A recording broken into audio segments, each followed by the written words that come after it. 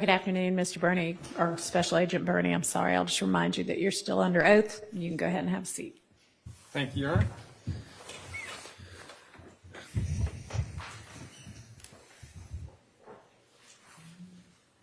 Welcome back, Agent Berni. How are you doing? Good, good. Thanks.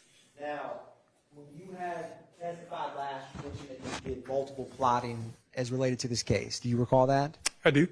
Now, did you ever plot cell phone records related to or cell tower location related to the March 14th, 2022 murder of Shymel Drinks? I did.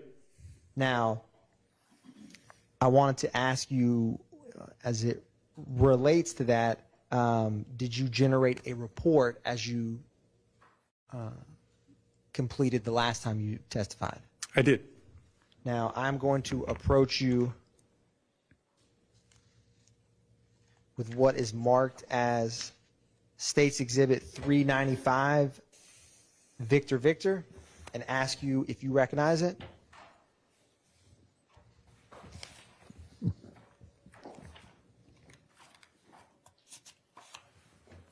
I do.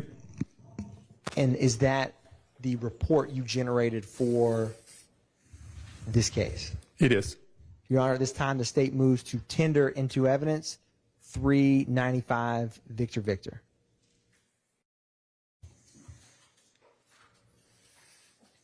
Now, how did you initially... Just hang on. Yes, Your Honor. I believe there may be some extraneous. Okay. May I just see in full? And ask you a couple questions. Do you see this search and start date and search end date in the Excel spreadsheet before us? I do. What is that time frame pertain to in these Verizon records? Yeah, that is the search start and end date is when the records were reviewed for the information. And is this top column the phone number ending in 1103? It is. And is the second column the phone number ending in 8694? It is. Now, scrolling to the right, I wanted to ask you about, as we keep going a little bit further, at the top when it says please forward to reseller track phone. Previously, you had testified about a track phone. Do you recall that? I do. Can you tell the jury what this column indicates with that data? Yeah, that just means that track phone was the provider that was actually collecting the bill. But track phone doesn't have its own cell phone network. They use or rent another network. And in this case, in the Atlanta area, that's going to be Verizon. So if you go buy a track phone from Walmart or wherever, Target, you buy a track phone and activate it, it's actually running on Verizon's network. And if we scroll a little bit more to the right, you will see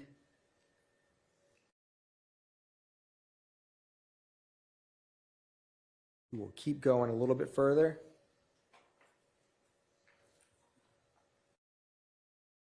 Where it says disconnect type.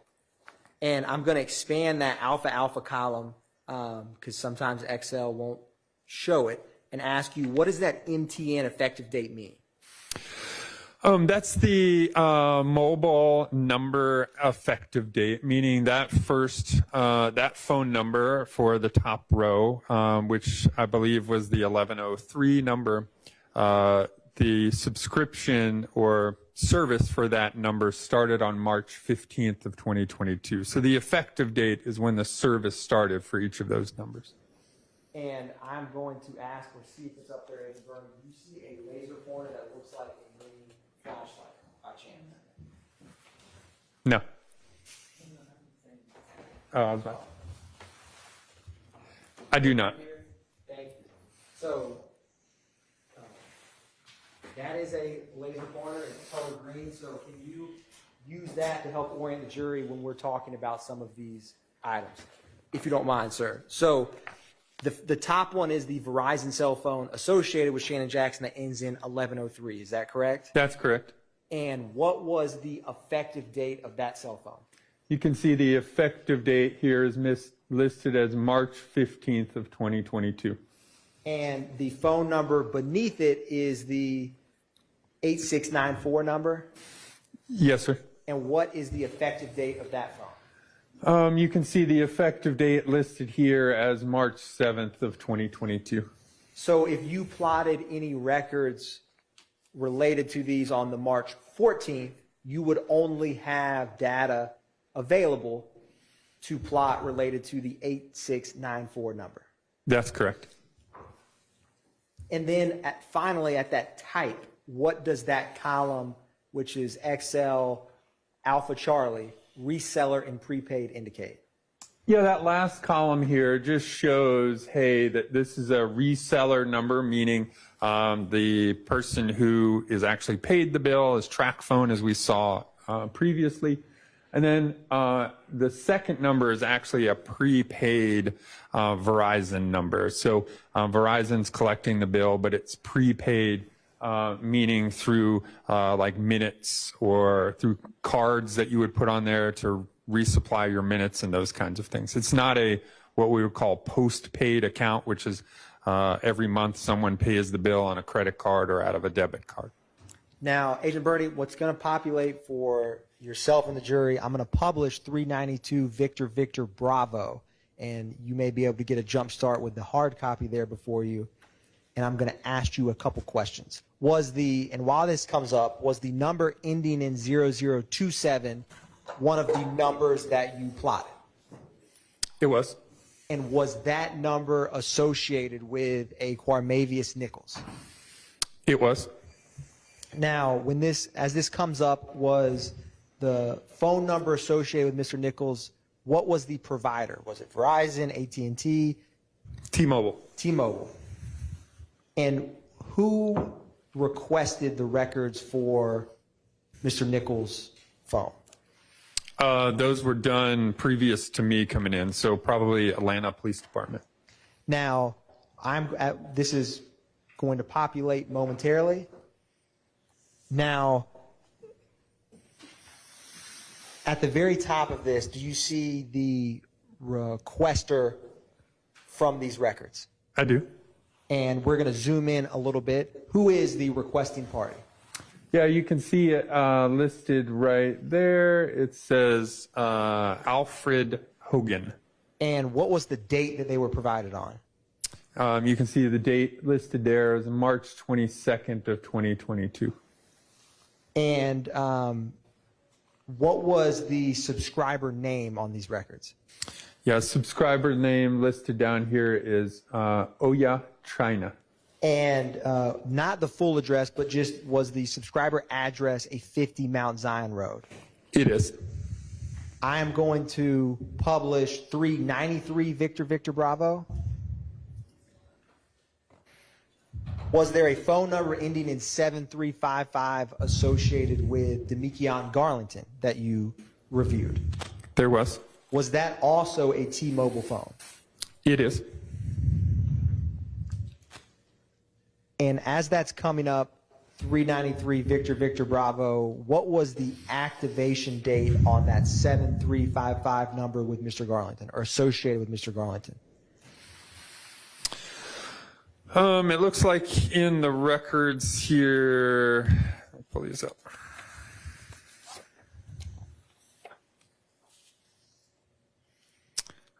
Were you asking the effective date of the account? Correct. Okay.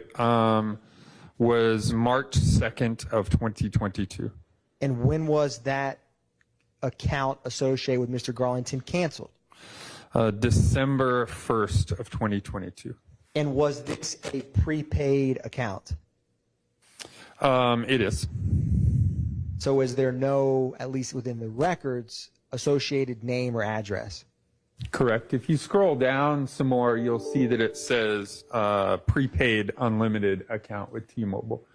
It's right there, listed right there. So no subscriber information is required if you do a prepaid card. So I wanted to, thus far, we have 2 Verizon numbers associated with Mr. Shannon Jackson, a T-Mobile that is associated with Mr. Nichols and Mr. Garlington. Was there one last phone record that you were requested to review? There was. What was the last four of that number? 8940. And was that associated with a Miles Farley? It was. Now, I'm going to publish 394 Victor Victor Bravo, and while that's coming up, I wanted to ask you who the subscriber name on that 8940 number was. Yeah, you can see it on this report listed right here. Billing address and billing name is Miles Farley. Now, I'm going to publish what's already been admitted as 395 Victor Victor, which is your report. And I'm going to specifically publish slide 7. And it should come up here on the screen in a few moments.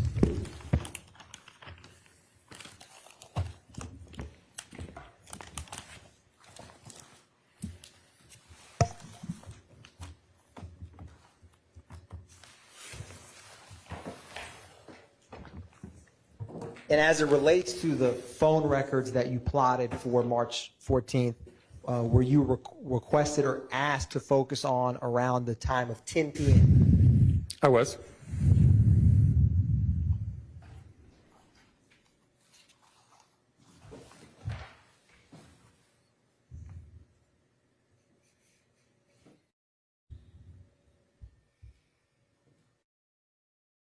Now, just zooming in briefly, are these the numbers and phone numbers that we just discussed that you analyzed related to this case? They are.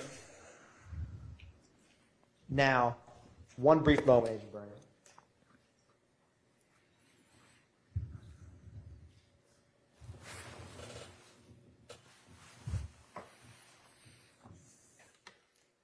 Now, just can you give the jury a brief refresher? We're going to publish page 6 to orient them to the data that they will be seeing in these slides. Yeah, so if, in my previous testimony, I talked about, how a cell phone works. And in the records, we can see the cell phone tower and the sector that's used for each, call, text, or data session, depending upon the records that were obtained. And then for each tower shown, there's going to be a box. It looks like this. We call it like a call-out box. And that box contains information relevant and information obtained from the call detail records. The old school phone bill, right, that had our who we called, what date and time, duration, but also the cell phone towers and sectors or side of the towers that were used. So on this call-out box, again, it has the unique cell phone number and sector, has the date that we're looking at the records. It'll have the phone number whose records we're looking at. In this case, it's the blue number ending in 8905. And then again, a time period will be in local time. And then it'll say the type of activity, whether it was an outgoing or incoming call. And then this number right here is going to be the number of degrees out of 360 degrees that the middle of this sector is pointing. So in this specific example, this sector points toward 122 degrees, which is south and east. And then the last phone number listed there is the other side of the call, whoever, in this case, placed an incoming call to our number. Now, I'm going to publish slide 8.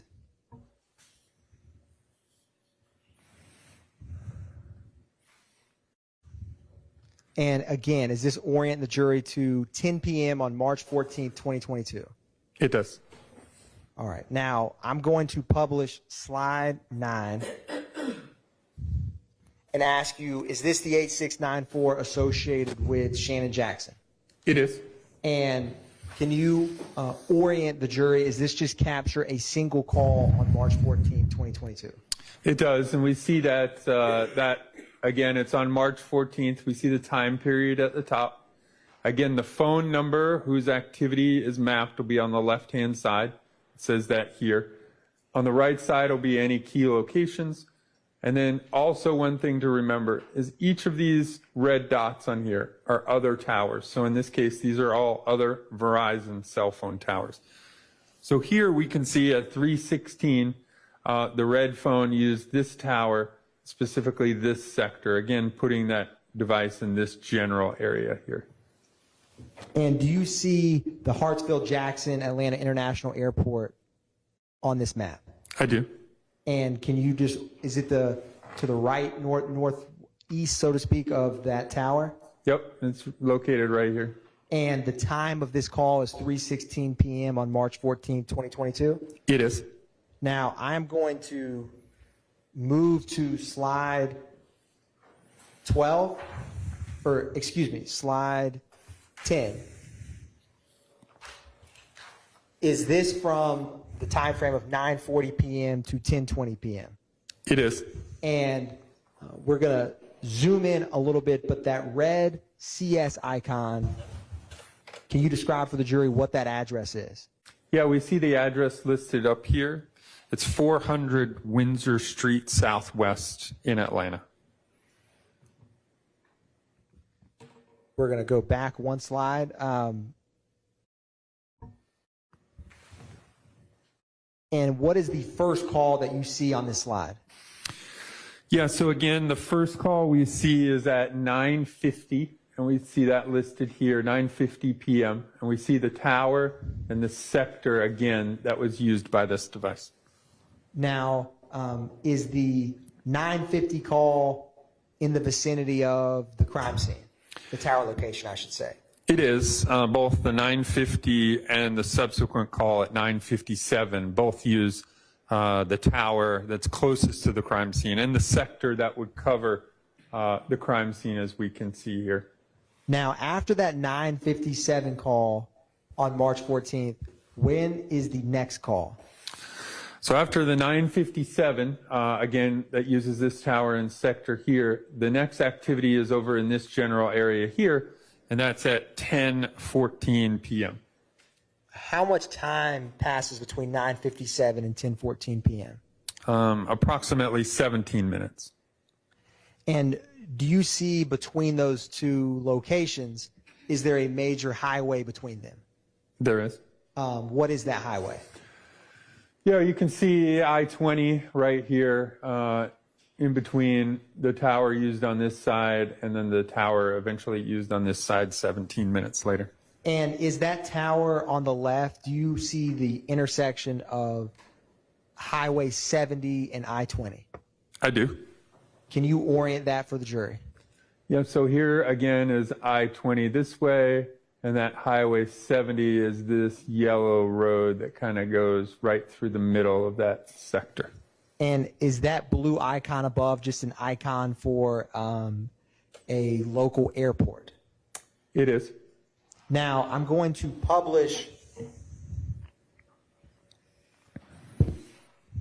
and let me ask you this. Is there 3 calls at 10:14, 10:15, and 10:19, all using that same tower and sector location on the far left of this slide? There are. Now, I'm going to publish slide 11 and ask you, in addition to March 14th around 10 p.m., were you also requested to plot some location data around a 2830 Waters Road? I was. Now, can you orient the jury, what is the time frame for this slide?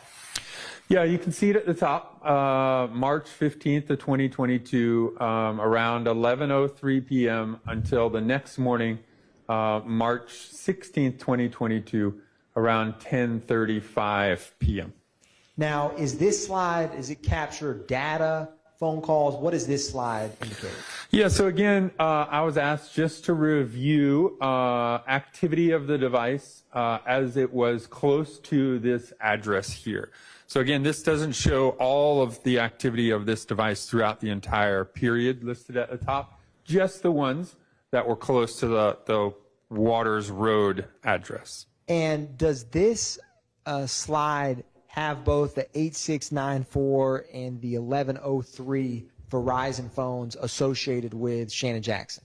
It does, yes. So you can see it might be hard for them to see this far away, but there's some 864s. This is an 864 activity.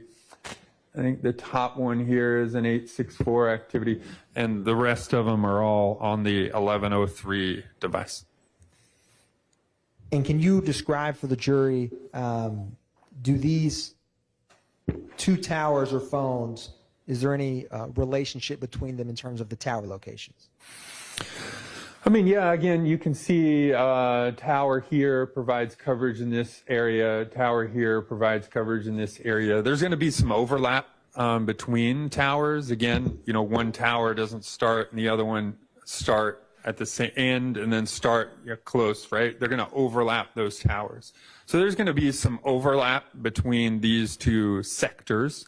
Again, probably in this vicinity over here near the Waters Road address. Now, Agent Berni, I'm going to briefly publish what's already been admitted as 3 Victor Victor. It will come up for you on the screen momentarily.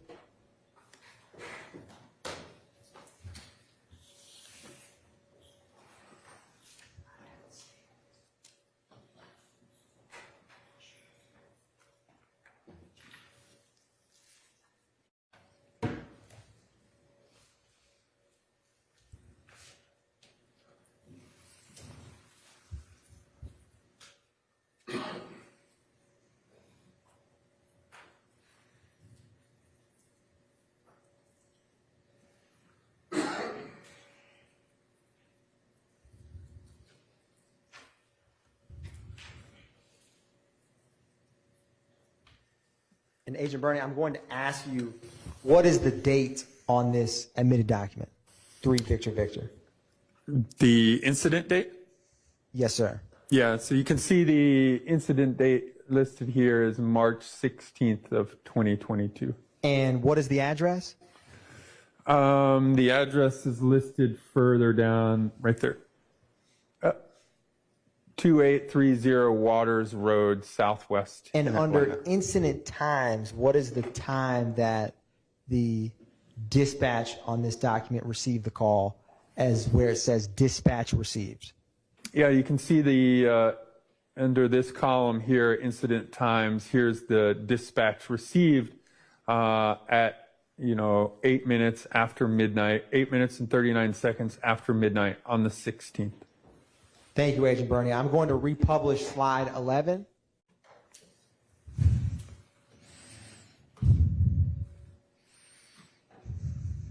And ask you, when that comes up, what is the first time on slide 11 that you mapped?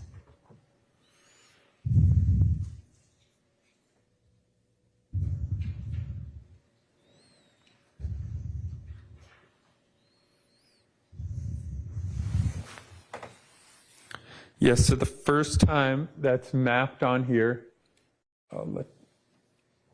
is this one here at 11:03 using this tower and sector. And then this one's 11:18, and then all of the other ones starting at 12:03, again using this tower and sector here. And is there a call at 12:03 a.m. and 12:17 a.m.? Yeah, there's some phone activity at 12:03, 12:17, and 12:25 a.m. And is there also phone activity at 12:25 a.m.? There is. Now, I am going to publish slide 12.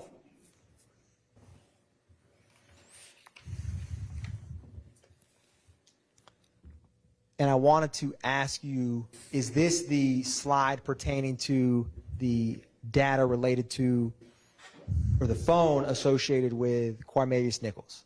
It is. Now, with this particular slide, can you describe for the jury what this data indicates as we zoom in? Yeah, so for this phone, some additional data was provided by the phone companies. So on the previous records, what we would see is a tower in a sector. or side of the tower on a call detail records. Well, this phone, T-Mobile was able to provide what's called timing advance records. And timing advance records, in addition to the tower and the sector, also provides us a distance that the phone is away from the tower at a specific time that the device checked in. So here we can see there's an arc. We see it here kind of at the top here for an example. So the device checks in with the network, and a distance is determined based on a signal sent between the phone and the tower and returned back. You multiply that times the speed of light, and that gives us the distance that the device is away from the tower when it checked in. And so these are additional records that allow us to be a little bit more precise about where a device is at a specific date and time. Now, what is the first time that there's data on this slide? So again, we see data. This was reviewed between 9:40 and 10:36. And first activity here is at 10:03. There's a timing advance data report of 0.19 miles away. And that puts the device on this side up here. And let me ask you, would time in advance with data, if you don't have any time in advance information, what does that tell you? So to explain timing advance, it's always occurring on your phone. So if your phone is turned on, it's trying to check in with the network to determine what's the strongest tower, other kinds of things, network interactions. So if the device does not have timing advance, the device is either turned off or it's in an area that has no service. Now, I wanted to ask you, and I'm going to show you, did you have opportunity to review the data sessions for the phone associated with Mr. Nichols on this time? Yeah, the timing advance records, yes. And is the time in advance records come up in a large Excel spreadsheet? They do. And if I were to show you a snippet of the time in advance records from that spreadsheet, would you be able to answer some questions if time in advance records were being shown at certain times, or provided, I should say? Yes.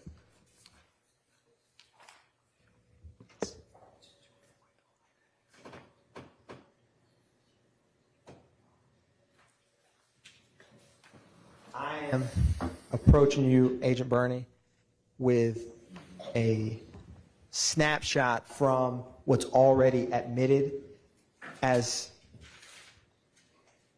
State's Exhibit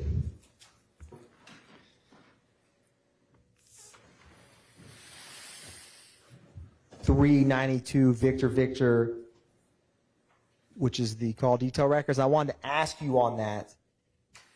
Do you see this 10:03 p.m. entry point?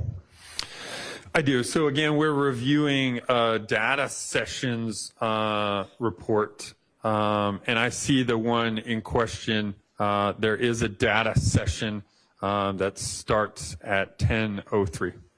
And I'm going to zoom in for right now.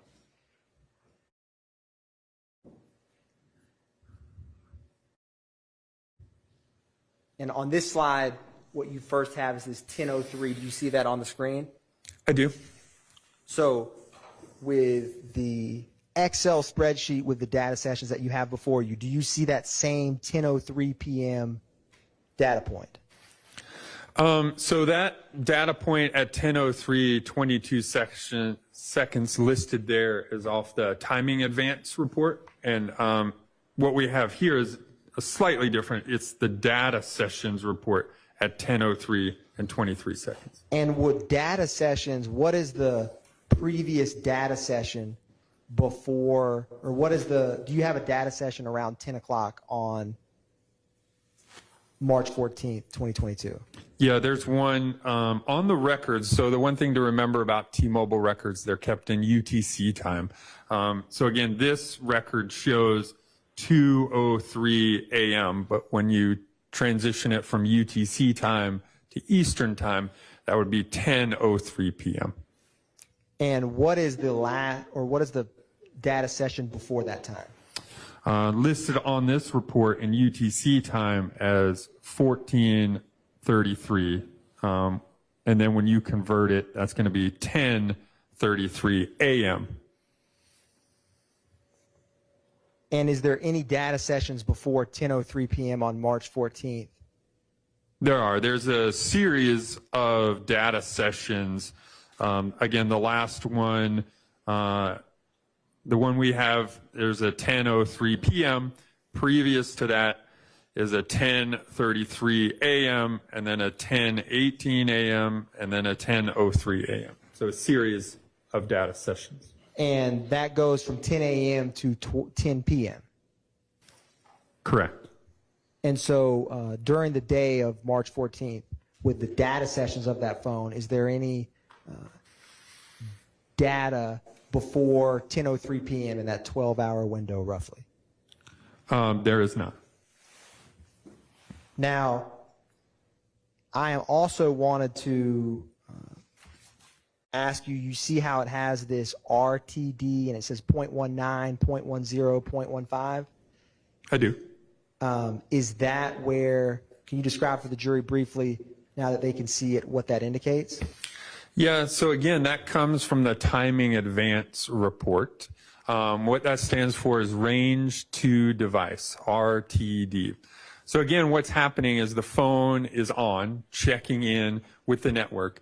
A signal is sent from the tower to the phone and then back to the tower. However long that takes in milliseconds, they multiply that times the speed of that light, and that lets the network know that that device is a certain distance away. So in this case, listed on the report, the phone checked in at 0.19 miles away at 10:03 and 22 seconds. At 10:03 and 25 seconds, it checked in on a different side of the tower at 0.1 miles away.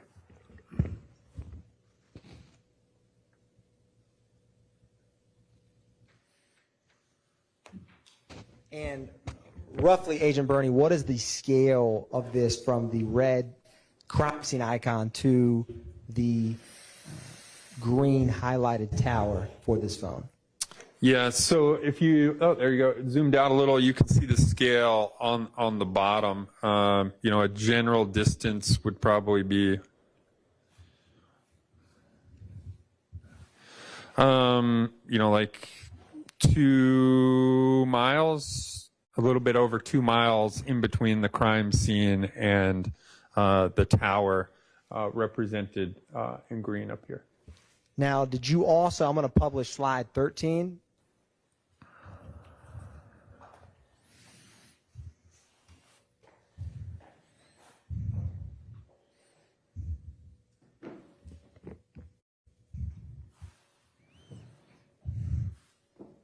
Did you also plot cell phone records for 8940, the phone associated with Miles Farley? I did. And on this specific slide, I wanted to ask you, does this show at 9:42 p.m. Miles Farley's phone? It does. And what is that blue W icon that we see on the screen? Yeah, again, that W icon is the 2830 Waters Road Southwest. And does the phone associated with Miles Farley appear to be at that 2830 Waters Road address when this 9:42 p.m. call is made? It's in the vicinity. Obviously, it uses this tower and this sector. That tower and sector would provide coverage to the Water Street. So that device, again, could be at the Water Street, yes. Now, I'm going to publish slide 14. Is this capture the next call data related to the phone associated with Miles Farley? It does. And after that 9:42 p.m. call, when are the next calls for this phone? Yeah, you see those listed using the tower and sector here. 9:55 is the first one listed. And when that 9:55 call is made, do you see this tower in relation to the crime scene? I do. You can see the tower and sector used. It's hard to see the tower there. It's right underneath the crime scene icon there. It's the closest tower to the crime scene. And is there a series of calls at 9:57, 9:58, and 9:59? Yes, all using the same tower and sector. And at that 9:59 p.m. call, it's in the vicinity of the crime scene. Is that correct? Correct. It's using the tower and sector that would provide coverage to the crime scene. But again, I can't say if it's on this side or down in here, but it is in that sector that's covered, also covers the crime scene. And on the records you have for Farley's phone, is the next call after this 9:59 call? What time is that last call captured on this slide? Yeah, the next one here, we can see the device has traveled north and westbound, and that phone activity is at 10:53, and it's an outgoing call. And do you see the intersection of I-20 and Highway 70 on this slide? I do. Can you show the jury where that is? Again, there's your I-20 right there. 70 is this road right here. And do you see that blue icon for the Fulton County Airport brownfield as it reads on the screen? I do. Now, and there is on this slide a gap of roughly 54 minutes between those two calls. Is that fair? That's correct. Now, I'm going to republish slide 10.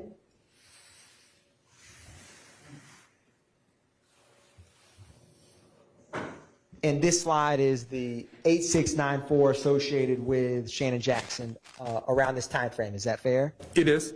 And do the cell tower locations between Farley, the phone associated with Farley, and the phone associated with Jackson have any similar movement patterns? They do. Obviously, both of which have phone activity here at 9:50. This one's 9:50 and 9:57. The green device, or correction, the purple device for Farley we looked at was 9:55, 9:57, 9:58, 9:59. And then both of which have activity in relatively the same area. Here, this one, the first one's at 10:14, 10:15, and 10:19, and the Farley device is at 10:53. Now they obviously use different towers because one's a Verizon phone and one's a T-Mobile phone, so they're not going to use the same tower. Now, I'm going to go to slide 15. Did you also plot the phone records with the phone associated with Damekion and Garlington on this time frame? I did. Looking at this slide, is this phone activity between is it essentially two calls on 9:34 p.m. and 9:35 p.m. from the phone number associated with Damekion and Garlington? It is. And can you orient the jury to, is this the same 2830s Waters Road address we had just discussed? Yeah, that W here is the same address. And for these phone calls, is the tower utilized by the phone associated with Mr. Garlington in the general vicinity of that 2830 Waters Road? It is. And the last call for this was 9:35, is that correct? That's correct. Going back to slide 13, this call was at 9:42 p.m. from the phone associated with Miles Farley? It is. And is this also in the vicinity, is Farley's phone and Garlington's phone within that roughly 10-minute time, give or take, within the general area of the 2830 Waters Road on March 14th, 2022? They are. The phone we just looked at, Blue Phone, uses this tower here at 934 and 935, the sector that would cover the Waters Road area as well. Now, I'm going to go back to slide 15. After this 935 outgoing call from the phone number associated with Garlington, did you plot additional towers for him? I did. Publishing slide 16, can you describe for the jury what this slide indicates? Yeah, so this is a continuation of that 7355 phone, the blue phone here. We can see between 948 and that's 1059. And then we can see the towers and sectors used. So the first is at 948 using this tower and sector here, 948, 949, and 956. Again, putting that device in this general area here. And then the next tower that's used is at 959. There's 3 separate incoming calls, all using this tower and sector here.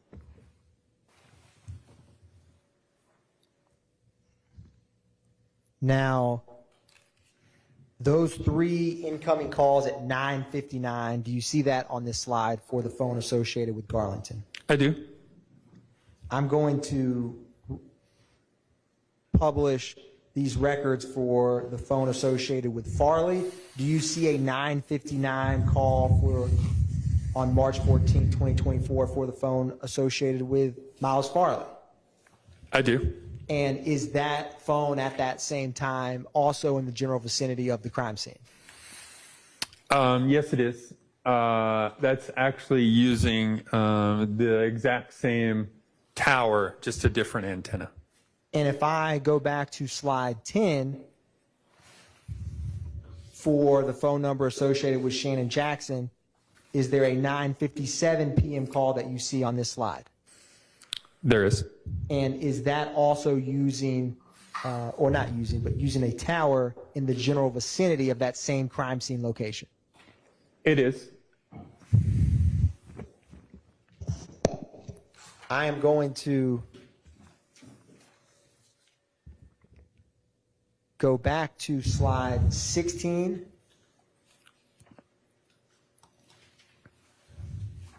And this slide itself captures phone activity from 9:48 p.m. to 9:59 for the phone associated with Garlington. Is that correct? It does.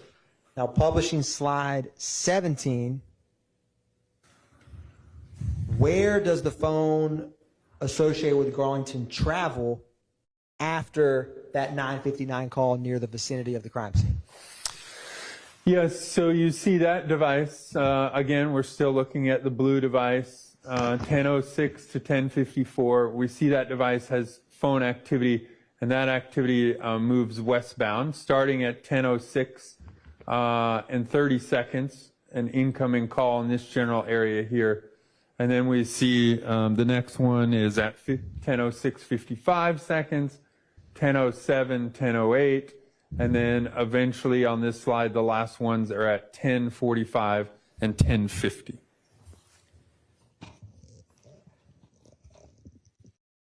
Now, going back to slide, or let me ask you this. Do you see that same highway, I-70, highway, I-20 on this slide that we have discussed before? I do. Can you orient the jury where that is? Yep, here is I-20 this way, and this is 70 that comes in right here. And is that the blue Fulton County Airport icon we had discussed before? It is. Is the general travel patterns for the phone associated with Shannon Jackson, Damekion Garlington, and Miles Farley, absent the timing of the movement for Mr. Farley, a similar pattern? They are. And is the all of that movement essentially westbound, the tower movement, I mean, westbound down I-20 from 400 Windsor Street to this area near Highway 70 and I-20 intersection. That's correct, yes.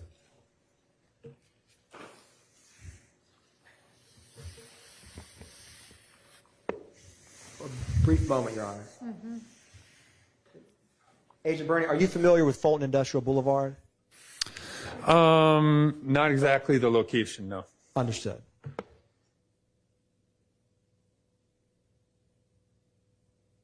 Thank you, Agent Berni. No further questions from the state, Your Honor, at this time.